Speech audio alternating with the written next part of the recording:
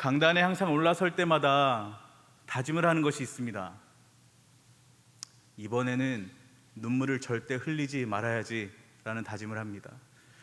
생긴 거와는 전혀 다르게 눈물이 참 많습니다. 그래서 중등부 강단에서도 매주 올라갈 때마다 다짐합니다. 오늘은 눈물을 흘리지 말아야 되겠다. 그래도 오늘도 앞에서 찬양을 함께 하는데 그럼에도 불구하고라는 가사가 나오면서 이미 제 눈은 다 젖어 있었습니다. 중등부 예배 때도 마찬가지인 것 같습니다. 하나님의 말씀이 있고 찬양이 있고 기도가 있는 자리에 하나님께서 분명히 함께 하시고 그 자리에는 은혜가 있는 줄로 믿습니다. 오늘 이 시간에도 하나님께서 우리와 함께 하시고 우리와 함께 기도하시는 그 아버지의 마음을 알아가는 그런 귀한 시간이 되시기를 주님의 이름으로 축복합니다. 매주 금요 경배와 찬양 예배를 통해서 함께 말씀을 나누고 기도를 하는 이 시간이 얼마나 귀한 시간인지 모릅니다.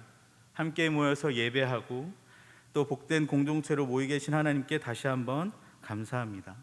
오늘은 슬픔은 주님이 주신 선물이라는 제목으로 예레미야의 말씀을 나누어 보려고 합니다.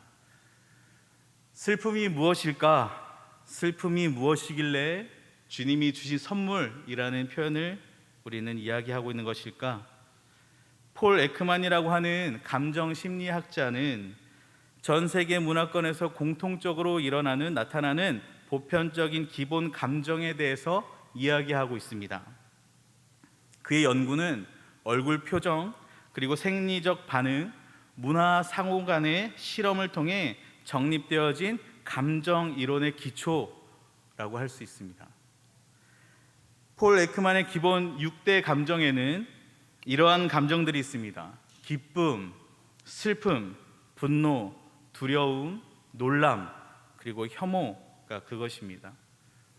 폴 에크만은 공통적으로 인간이 느끼는 감정을 이렇게 나누었습니다. 여러분, 기본 6대 감정을 가지고 우리가 지난 10년간 우리나라에 있었던 큰 사건들을 한번 되짚어 보면 좋겠습니다. 2014년에는 세월호 참사가 있었죠. 2017년 제천 복합건물과 밀양병원에서 화재가 있었습니다. 2020년에는 이천 물류창고에 화재가 있었습니다. 2022년에는 이태원 참사가 있었죠. 2023년엔 집중호우와 산사태가, 2025년에는 큰 산불, 포천에서는 폭탄 오발 사고도 있었습니다. 충남 지역의 다리 붕괴 사고, 제주 항공 여객기 사고, 또 초등학생 살해 사건, 이런 사건 사고들이 우리가 알고도 모르고 있는 사건 사고들이 너무나 많이 있었습니다.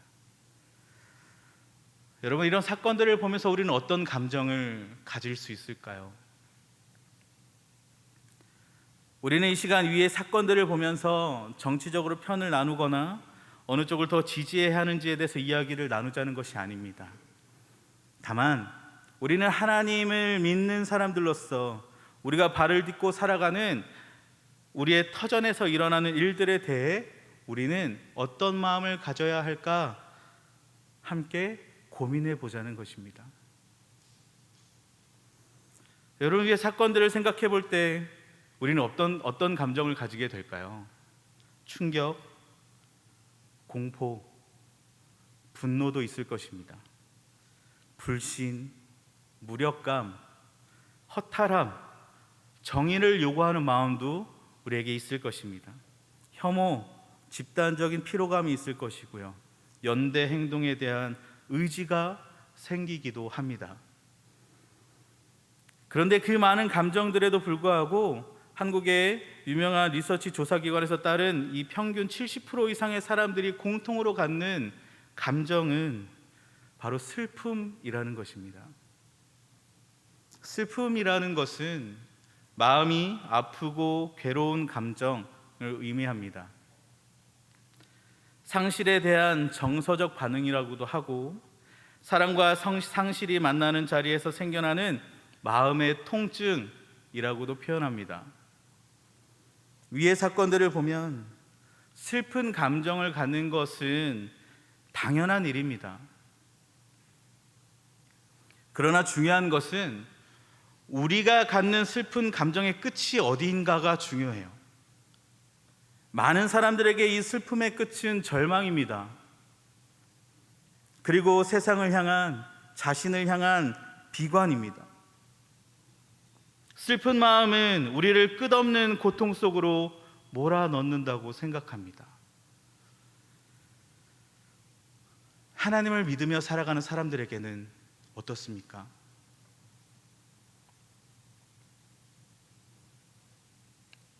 물론 저도 이 슬픔에 대해서 참 많이 낙심하고 좌절할 때가 많이 있습니다. 그렇지만 하나님을 믿는 사람들에게는 이 슬픔은 절망이 아니라 회개요, 연대 기도로 변하여 새로운 공동체적 사랑으로 시작을 의미합니다. 몇 해를 하나님의 뜻을 구하고자 혼자서 대구 시내를 혼자 돌아다니면서 기도했던 시간이 있었습니다. 아마 아시는 분들은 아시겠지만 대구 시내에 가면 예전에 그 성벽으로 이루어졌던 그 자리에 이렇게 길을 내놓은 표시가 있습니다. 거기를 따라서 대구 시내를 돌면서 매주 같은 요일 같은 시간에 대구 경북을 위해 기도했었습니다. 그렇게 시내를 돌다 보면 곳곳에 2명 내지는 3명이 함께 모여서 무슨 종이 같은 걸 나눠주면서 설문조사를 했습니다. 청년들이, 정말 많은 청년들이 그렇게 종이 같은 걸 내어주며 설문조사를 하더라고요. 신기한 것은 한 번도 저에게는 다가오지 않았습니다. 분명히 제 앞에서 설문조사를 하거나 거절을 하고 돌아서면서 저랑 눈이 마주쳤는데도 저에겐 한 번도 오지 않더라고요. 아직까지 이유는 잘 모르겠습니다. 조금 남들보다 덩치가 커서 그랬는지, 얼굴이 좀 까무잡잡해서 그랬는지, 이유는 아직도 잘 모르겠습니다. 그렇지만 한 번도 저에게는 오지 않았어요. 그렇게 저도 한참 돌아다니다가 쉬어야 될 때가 되면 228 공원에 있는 벤치에 앉아서 저도 쉬기 시작했습니다. 또 교보문고 뒤쪽에 가서 벤치에 앉아서 쉬는 시간을 가지기도 했습니다. 그런데 또 쉴 때마다 신기한 게 그 228 공원에 청년들이 20명 정도 되어 보이는 청년들이 이렇게 둥그렇게 서서 있는 거예요. 저는 그 뒤에 벤치에 앉아서 보고 있습니다. 그러면 어느 순간 말끔하게 차려입은, 정장을 입은 신사 3명이 와서 그 동그랗게 선 그 자리에 함께 들어가서 무언가 이야기를 하기 시작합니다. 그리고 갑자기 기도를 하기 시작해요. 그리고 무슨 구호를 외치고 뿔뿔이 흩어지기 시작합니다. 너무 신기해서, 저 사람들 대체 무슨 일을 하는 사람들이가 신기해서 몇 주를 그렇게 쫓아다니면서 봤습니다. 그렇게 다니다 보니까 그 무리의 사람들을 저를 의식하기 시작했어요. 저를 계속 힐끔힐끔 보기도 하고, 저들도 똑같이 저에 대해서 생각했을 겁니다. 저 사람 대체 뭐 하는 사람인데 매주 와서 저렇게 있지?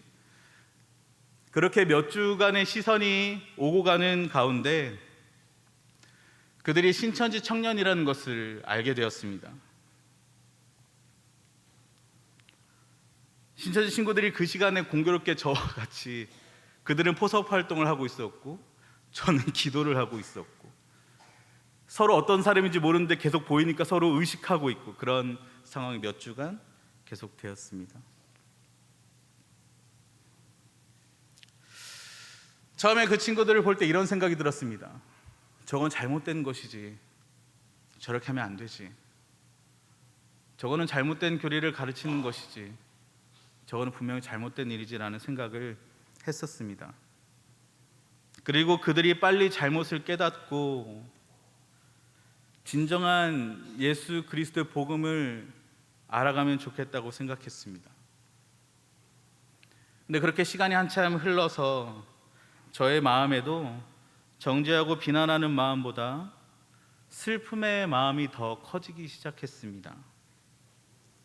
정말 슬펐습니다. 하나님이 얼마나 슬퍼하실까? 하나님이 얼마나 슬퍼하실까? 그리고 나서 저의 기도의 방향이 바뀌기 시작했습니다. 저들이 정말로 하나님의 귀한 사랑을 알면 좋겠습니다. 저들의 마음에 잘못된 진리가 아닌 하나님의 복음을 알면 좋겠습니다. 하나님이 얼마나 슬퍼하실지, 하나님이 얼마나 슬퍼하실지 이제야 조금 알게 되었습니다. 여러분, 그 슬픈 마음은 인간적인 저에게서 들 수 없는 감정인 것 같습니다. 연약하고 부족한 저는 그들을 볼 때 정죄하고 비난하는 것에만 급급했지, 하나님께서 그들을 얼마나 슬퍼하실지에 대한 생각을 해보지 못했습니다. 그 슬픈 마음은 하나님께서 저에게 주신,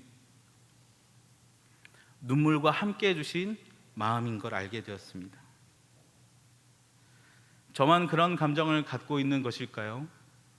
아마 여기 있는 여러분들, 함께 기도하며 나아가는 우리 성도님들도 똑같은 마음을 가지고 계실 거라 생각합니다. 이런 슬픈 마음은 한계가 많은 인간적인 마음에서는 가질 수 없는 마음입니다. 하나님께서 그 슬픈 마음을 주실 때, 슬픈 눈물을 주실 때 우리는 그들을 향해 기도할 수 있는 것이죠. 하나님께서 그 마음을 허락하셔야만 그들을 향해 하나님께서 슬퍼하시듯 우리 또한 슬픈 마음을 가질 수 있는 것입니다. 하나님은 세상을 보며, 하나님께서 창조하신 사람들을 보며 슬퍼하셨습니다. 하나님께서는 자신을 뒤돌아서는 사람들을 보면서, 하나님의 사랑을 잊어버리는 사람들을 보면서 슬픔을 감추지 못하셨습니다. 창세기 6장 5절에서 6절에 보면, 여호와께서 사람의 죄악이 세상에 가득함과 그의 마음으로 생각하는 모든 계획이 항상 악할 뿐임을 보시고 땅 위에 사람 지으셨음을 한탄하사 마음에 근심하시고 라고 기록합니다. 노아의 홍수 사건 이전, 인간의 죄와 폭력이 세상에 가득했을 때 하나님은 사랑에서 비롯된 아픔을 근심으로 표현하시고 슬퍼하셨습니다. 그리고 사무엘상 15장에 보면 사울을 왕으로 세운 것에 대해서도 후회를 하신다고 기록합니다. 사울이 명령을 거역하고 불순종했을 때 하나님은 매우 아파하셨습니다. 사무엘상 15장 11절에 하나님께서는 사울을 세운 것을 후회하노니 라는 표현이 있습니다. 인간적인 표현으로 후회라는 표현을 사용하였지만 그 마음에는 매우 슬퍼하시는 하나님 아버지의 마음이 담겨 있습니다. 무엇을 가장 슬퍼하셨을까요? 사울이 하나님의 부르심에서 멀어지는 것을 슬퍼하신 것입니다. 호세아 선지자를 통해 이스라엘이 계속해서 하나님을 떠나 우상을 섬기는 것을 보고 불붙는 듯이 너무나 마음이 아픈 슬픔을 이야기하셨고, 이사야 선지자를 통해서도 사랑하는 백성들이 하나님과 멀어짐을 슬퍼하셨습니다. 하나님의 슬픔은 죄를 향한 진노의 마음이 먼저가 아니라 사랑하는 자녀들이 자신을 떠나가는 것에 대한 슬픔의 표현, 하나님께서는 그렇게 표현하셨습니다. 예수님께서 이 땅에 오셔서 슬픔의 눈물을 많이 흘리셨습니다. 요한복음 11장 35절에 예수님께서 눈물을 흘리시는 모습이 기록되어 있습니다. 사랑하는 나사로가 죽었을 때 예수님은 눈물을 흘리시며 슬퍼하셨죠.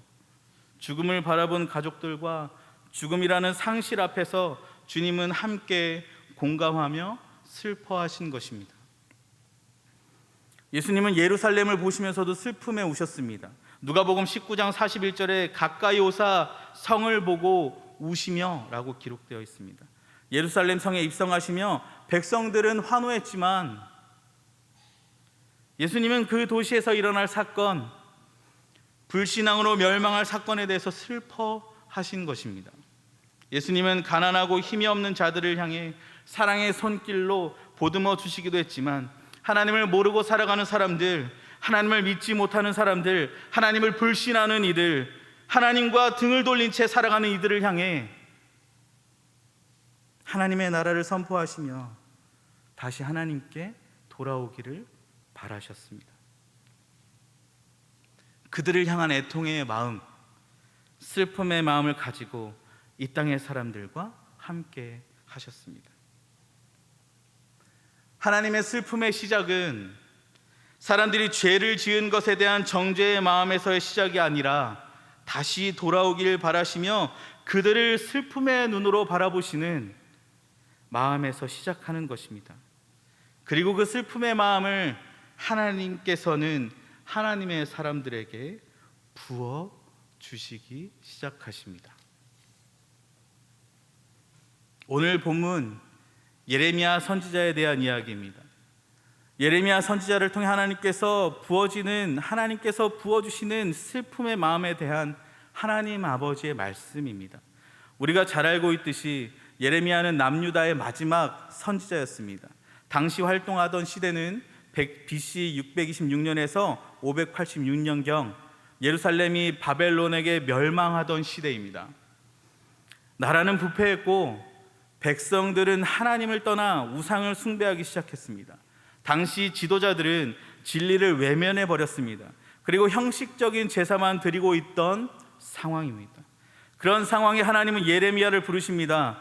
예레미야서에는 온통 눈물과 한숨으로 가득 차 있습니다. 이유는 하나님의 슬픔의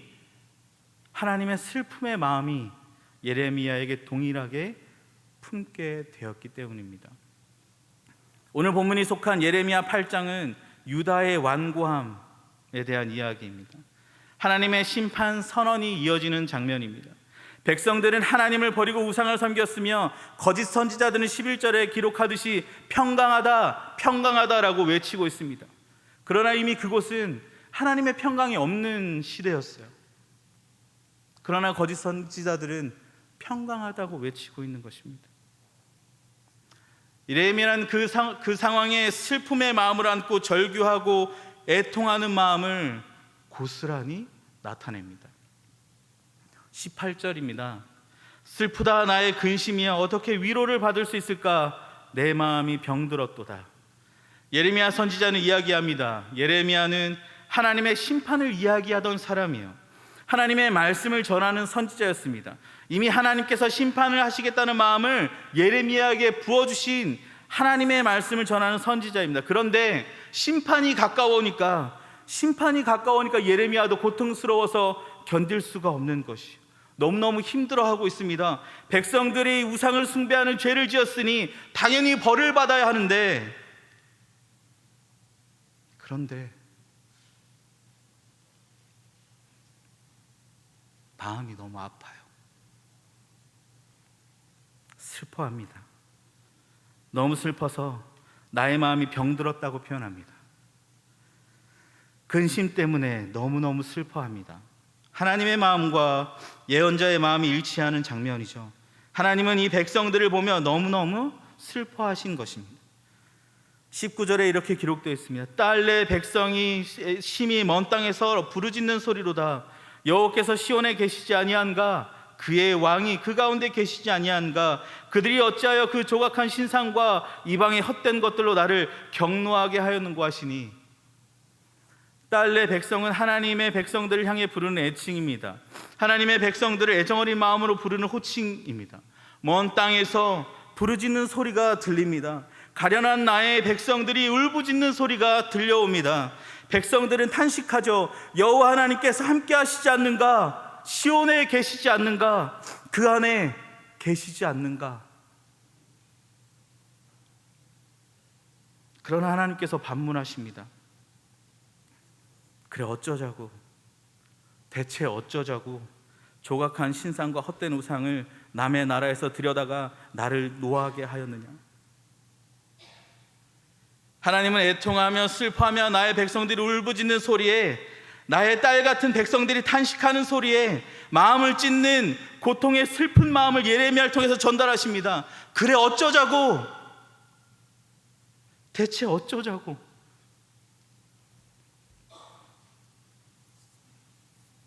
조각한 신상과 헛된 우상을 남의 나라에서 들여다가 나를 노하게 하였는가?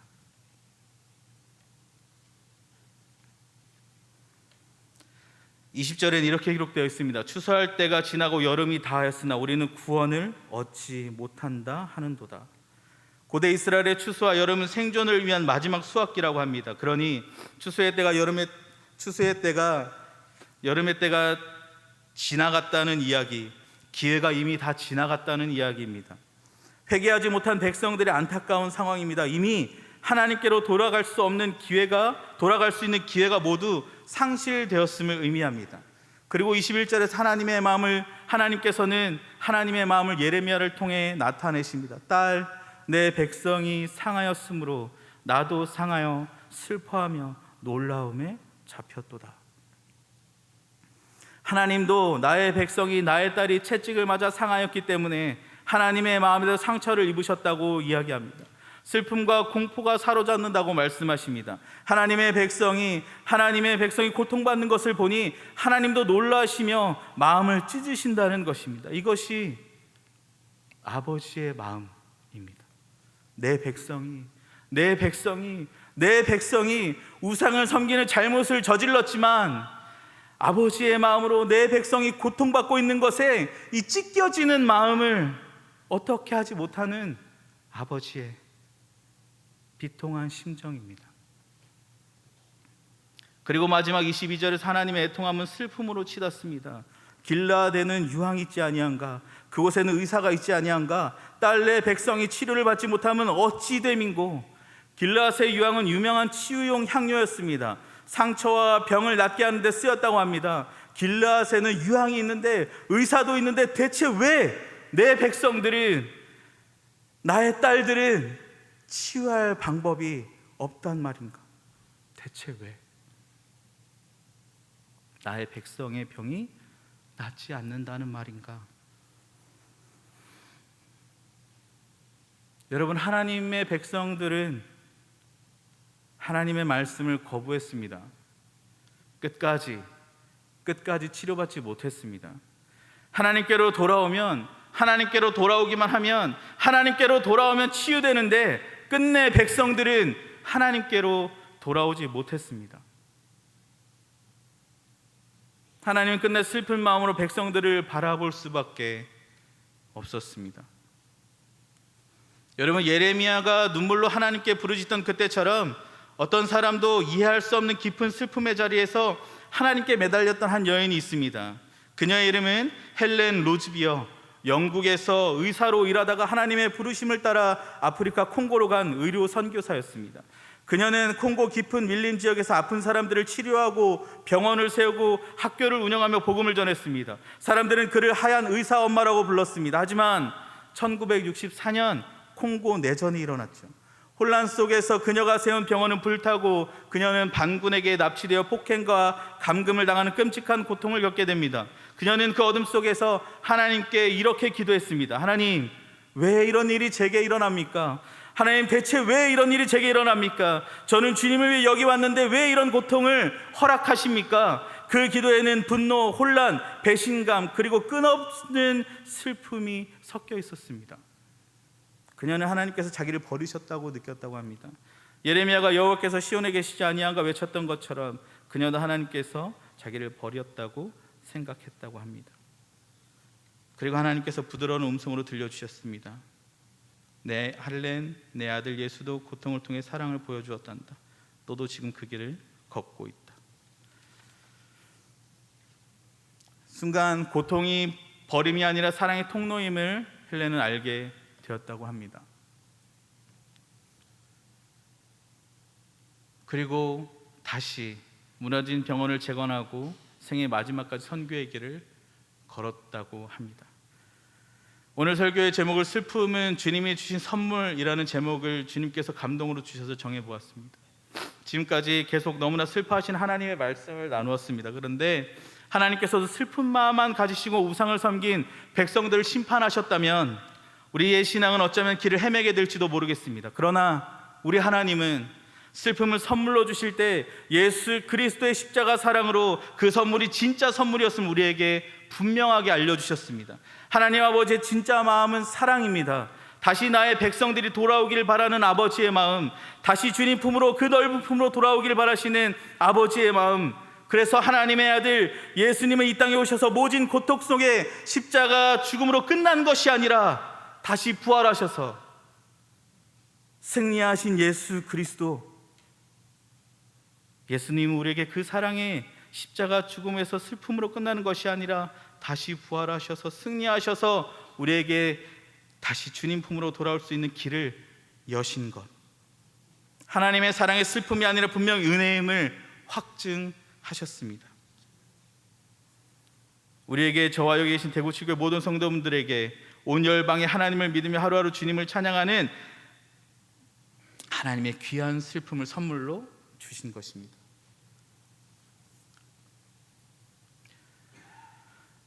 말씀을 맺으려고 합니다. 사랑하는 대구 칠곡교회 성도 여러분, 말씀을 전하는 자로 세우신 하나님의 권위를 가지고 권면합니다. 슬픈 마음을 가지고 기도하시기 바랍니다. 우리나라를 위해, 다음 세대를 위해, 교회를 위해, 온 열방을 위해 주님이 주시는 희망의 말씀을 붙잡고 부르짖으며 기도하시기 바랍니다. 먼저 그의 나라와 의를 구할 때 주님은 우리에게 부족함이 없게 하실 것을 약속하셨습니다. 그러니 우리의 상황, 막힌 담들보다 먼저 슬픈 마음을 품고 하나님의 마음을 가지고 열방을 향해 기도하시기 바랍니다. 금요 경배와 찬양 기도의 자리가 얼마나 귀한 자리인지 모릅니다. 슬픈 마음을 가지고 주님 주실 은혜를 기억하며 부르짖으며 기도하는 이 자리가, 이 예배당이 얼마나 귀한지 모릅니다. 사람들은 알지 못할지라도, 세상은 알지 못할지라도 우리는 여기 계신 모든 분들은 지금도 돌아오지 못하는 사람들을 향해 슬퍼하신 아버지의 마음을 분명히 알고 계신 분들이니 애통의 마음으로, 아버지의 마음으로, 예레미야와 같은 눈물로 오늘도 기도하시길 주님의 이름으로 축복합니다.